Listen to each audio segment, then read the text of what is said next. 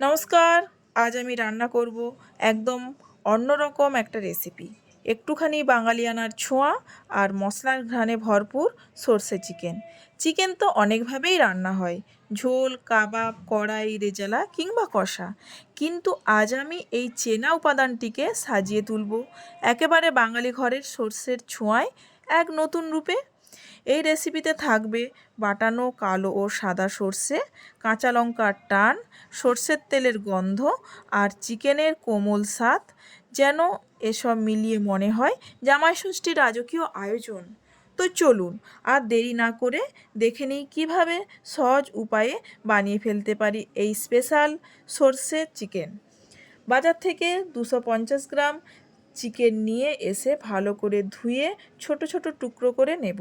এবার আদা, রসুন, পেঁয়াজ ছাড়িয়ে পরপর টুকরো করে নেব। আদা আর রসুন শিলনোড়াতে বেটে তুলে রাখবো। এই সর্ষে চিকেন আপনি ভাতের সঙ্গেও পরিবেশন করতে পারেন, আবার পরোটা বা লুচির সঙ্গেও জমে যাবে দারুণ। আপনি যদি একটু অন্যরকম চিকেন রেসিপি খুঁজে থাকেন বা বাঙালি ফ্লেভারের কিছু চান, তাহলে আজকের এই সর্ষে চিকেন আপনাকে একেবারেই মুগ্ধ করবে। এখন শিলনোড়াতে 1 চামচ সাদা সরিষে আর 1 চামচ কালো সরিষে ও 2টো কাঁচা লঙ্কা বেটে একটি পাত্রে তুলে রাখবো। এখন একটি পাত্রে টুকরো করে রাখা চিকেনের সঙ্গে পেঁয়াজ কুচি, রসুন বাটা, আদা বাটা, হলুদ, লঙ্কা, পরিমাণ মতো নুন ও সরিষার তেল দিয়ে ম্যারিনেট করে 10 মিনিট রেস্টে রাখবো। এখন একটি আলু কেটে ছোট ছোট কিউব করে নেব। ভাবছেন তো সর্ষেটা কখন দেব? দাঁড়ান দাঁড়ান, ভিডিওটা স্কিপ না করে দেখতে থাকুন।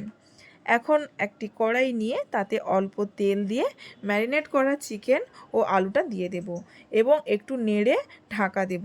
15-20 মিনিট পর ঢাকা তুলে দেখব চিকেনটা অনেকটা হয়ে গেছে। চিকেন আর আলুটা সেদ্ধ হয়ে গেছে, মশলা থেকে জলও ছেড়ে দিয়েছে। এমতো অবস্থায় বেটে রাখা সর্ষে 1 চামচ দিয়ে পুরো চিকেনটা নাড়তে থাকবো। এবার 1 চামচ মতো সর্ষের তেল দিয়ে চিকেনটা 2 মিনিট রান্না করে গ্যাস ওভেন অফ করে দেব। এখন আমাদের রেডি সর্ষে চিকেন। একটি প্লেট নিয়ে সর্ষে চিকেন প্লেটিং করে নেব আর উপর থেকে কাঁচা পেঁয়াজ ও কাঁচা লঙ্কা দিয়ে গার্নিশ করে গরম গরম সার্ভ করব।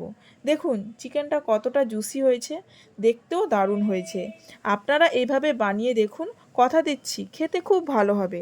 যারা সর্ষে ইলিশ খেতে ভালোবাসেন তাদের জন্য এই সর্ষে চিকেন হবে একটা নতুন পছন্দের সংযোজন।